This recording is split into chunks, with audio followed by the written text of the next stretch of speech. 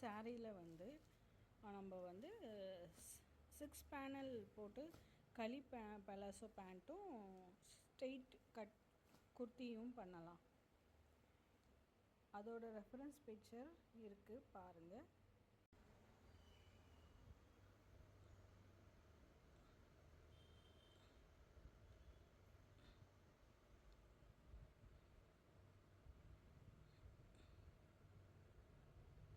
இப்போது நம்ம வந்து பேனலாக கட் பண்ணது வந்து லைனிங் கொடுத்து 3 பேனலாக நம்ம ஸ்டிச் பண்ணிக்கணும்.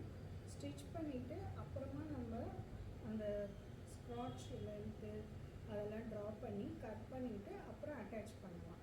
இப்போ அந்த ப்ராசஸை பார்க்கலாம்.